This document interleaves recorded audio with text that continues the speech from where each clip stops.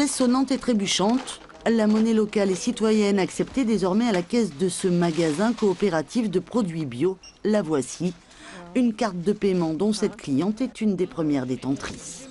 Moi qui n'ai jamais eu de carte bancaire, c'est la première carte que j'ai. Ouais, c'est marrant quand même. Proposer un moyen de paiement électronique pour court-circuiter un peu la spéculation financière et redynamiser le commerce de proximité.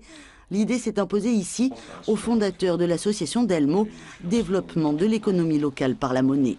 Au départ, on a démarré sur la monnaie papier, donc on a même les exemplaires des billets papier tels qu'ils étaient prévus, qui sont affichés là. Des billets à l'effigie du très valentinois kiosque des amoureux de Penney, qui n'ont même pas été découpés. On s'est rendu compte que la monnaie papier, ça ne donnait pas des volumes suffisants en gestion et que surtout, ça coûtait très cher à gérer.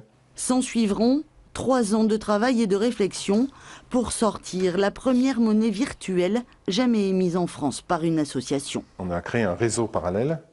Donc ici, on a les fameux lecteurs Famoco de la French Tech. Vous l'allumez, vous arrivez sur une toute petite application. Le client présente sa carte. Là, vous avez un scanner qui détecte la carte. Et là, le commerçant tape le montant. Déjà pour l'utilisateur, c'est pas des billets, c'est une carte dans son porte-monnaie, c'est quand même plus pratique. Et pour moi en tant que commerçant, c'est avec une double caisse et des manipulations inutiles. Que des avantages. La carte, sécurisée par un code à 4 chiffres, est gratuite pour l'adhérent qui s'engage seulement à convertir un minimum de 50 € par mois.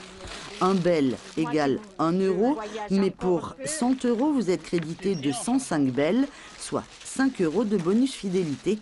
Le principe pourrait vite faire recette. Les gens, je vais l'apprendre puisque je viens souvent, donc ça peut être une bonne idée, voilà, pour faire tourner l'économie locale.